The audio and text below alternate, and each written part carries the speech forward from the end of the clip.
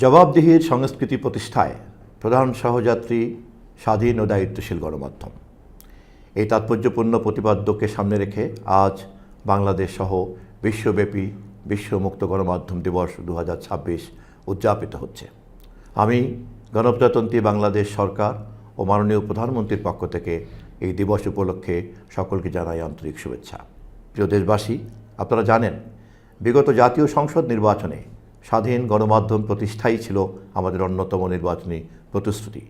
আমরা সেই প্রতিশ্রুতি বাস্তবায়নে মাননীয় প্রধানমন্ত্রীর নির্দেশনা অনুযায়ী ইতিমধ্যেই সংশ্লিষ্ট সকলকে সঙ্গে নিয়ে কাজ শুরু করেছি। গণমাধ্যম একটি গণতান্ত্রিক রাষ্ট্র ব্যবস্থার অন্যতম প্রধান স্তম্ভ।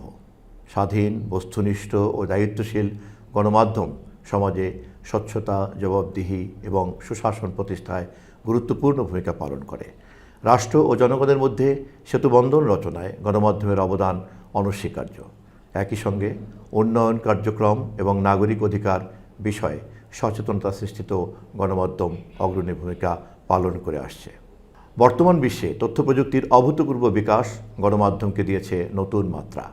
ডিজিটাল প্ল্যাটফর্ম, সামাজিক যোগাযোগ মাধ্যম এবং অনলাইন সংবাদ মাধ্যমের প্রসারে তথ্য প্রবাহ হয়েছে দ্রুততর ও বহুমাত্রিক। এই বাস্তবতায় গণমাধ্যমের স্বাধীনতা যেমন অপরিহার্য, তেমনি দায়িত্বশীলতাও সমান গুরুত্বপূর্ণ। ভুয়া তথ্য, গুজব ও বিভ্রান্তিকর প্রচারণা প্রতিরোধে পেশাদারিত্ব, নৈতিকতা এবং সত্যনিষ্ঠা বজায় রাখা আজ সময়ের দাবি।